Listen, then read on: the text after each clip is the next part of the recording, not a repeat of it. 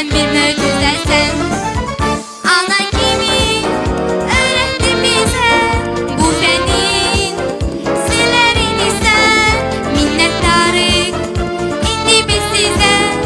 Aylar geçirirler, geçirken geceler, yattan gelir dokma olur internetten. İsteyen de görüşür biz Skype'la, internet sen ne garibesen. Kalp yüce sen bir möcüzesin.